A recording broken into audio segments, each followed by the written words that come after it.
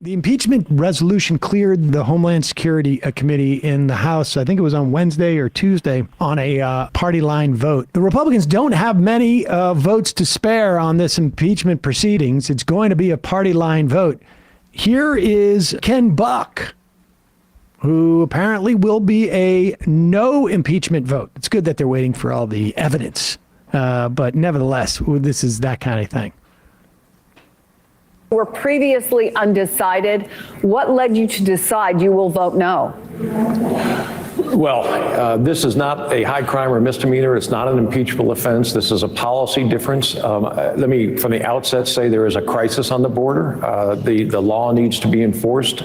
But if we start going down this path of impeachment with a cabinet official, we are opening a door as Republicans that we don't want to open. The next president, who is a Republican, will face the same scrutiny from Democrats. It's wrong, and we should not set this precedent.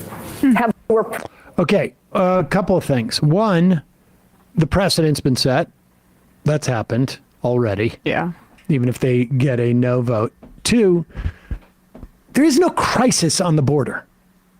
We have underfunded the processes in which we process immigrants and refugees. And we have denied these people who cannot magically disappear. There is no we have statutes. We have international law that require that people's claims for asylum are heard and processed and adjudicated. And there is no reason why we cannot allow those people, while we're in that process, if it's going to be a long time, to be out on parole with, if they can show that they have a place to stay and they have family here or they have friends. And then we can also, in many instances, give them the opportunity to work and support themselves. And never mind, even that's I'm talking bare minimum. Yeah. I'm talking bare minimum. It's not even like a policy prescription or an ideological prescription. That's just this is just physics. And if the Republicans are so worried about who's coming into the country, one of their talking points is that there's terrorists that are coming in. Well, you know how you could make these determinations if you didn't have the border so militarized and people could come through and go through an application process. An application process, and you have other, other immigrants who are not afraid to basically come in and say hey, there was a weird person I was with or something to that effect. There is no crisis, but the beauty of this, even for Ken Buck, is that he can say there is a crisis all the while he's not voting for the impeachment of Mayorkas. And again, all of what I just said was just basically an administrative addressing of the processes of making those adjudications. Never mind, in my opinion, we have plenty of room for all of these people. Frankly, I saw a video that Crowder was touting, and apparently there's an independent journalist, but he gets very uptight about people using his footage. And he went to on some place in California, and there was about, I don't know, maybe 50 to 100 immigrants. And he's sitting there, and this guy speaks Spanish, and he was asking, where are you from in Spanish? And when people would, and then some people were he's China and this, and there were people from Central and Latin America, and South America, and Russia, and China, and maybe one or two other places, and it was the vast majority of them they had kids. Or there was a couple, or they were. You mean human women. shields? It was all these people who were trudging up a thing, and had obviously been working. You could tell they were ended this incredible journey. Right. And I know that this video was supposed to be intimidating, like an onslaught. This is part of the invasion, and it just sort of honestly just looked like a bunch of people who were just hardworking, Yeah. determined, like with some measure of grit, and their kids there, and they were exhausted, and they were so excited to be in the country, and people, the guy was like going China, and they're like, yeah, China, and they were so excited that they had made it through this journey. Right. And that's Crowder's representation. If you go to Andrew Callahan's channel, I know he's back after kind of taking a hiatus after he had some accusations made against him. It's totally fair if you don't want to consume his content. But I did watch some of what he did at the migrant detention camp at the Arizona border.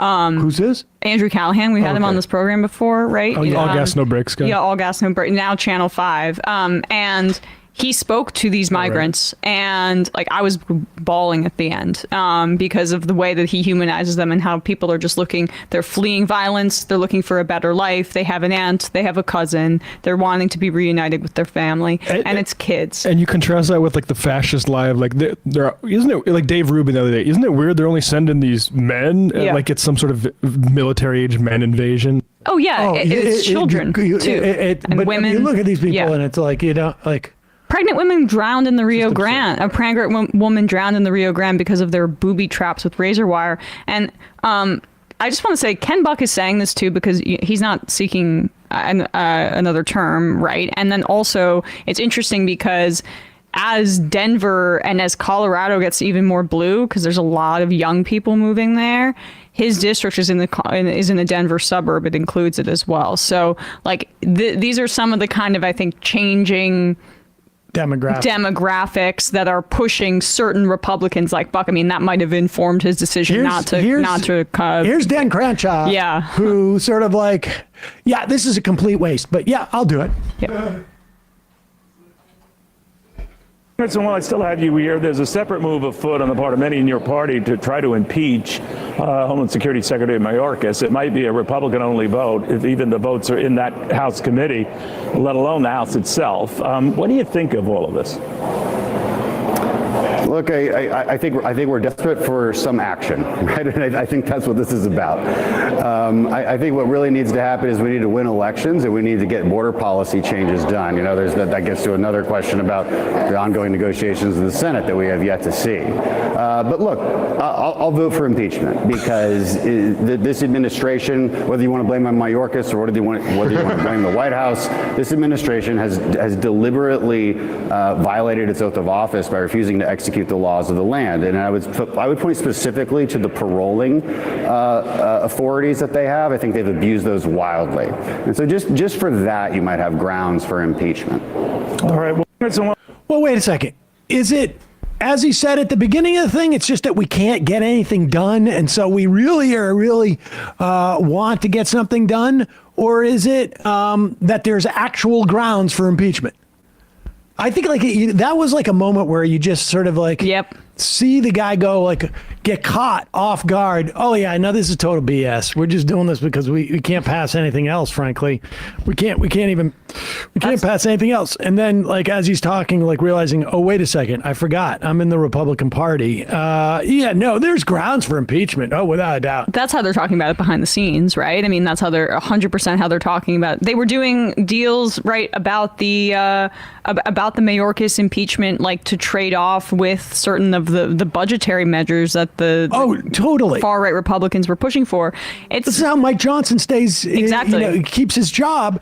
And recall also that 3 months ago, the whole reason why they weren't passing the budget was because we're not getting a border bill.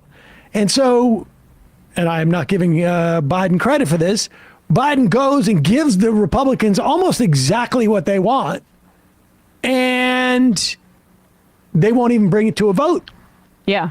Instead, you got some Republicans trying to impeach his DHS head. They say he's not enforcing the law. They don't ever really say what the law is that they're talking about. What is the law that the White House and the administration is not enforcing along the border? I would like to know.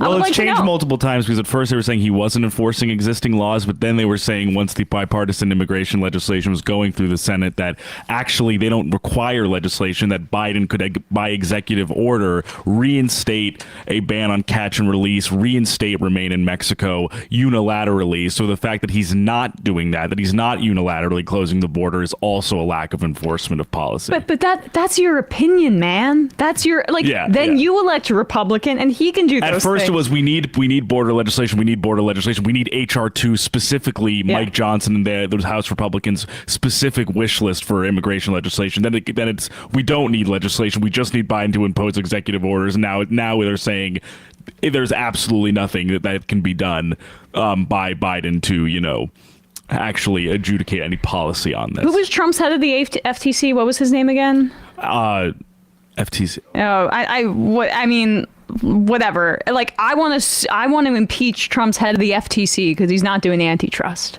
I mean, like, you're not enforcing antitrust. Well, I mean, that's because that's the agency head's discretion under the administration, and I don't agree with it. I wish he was doing antitrust, but he's not violating the law.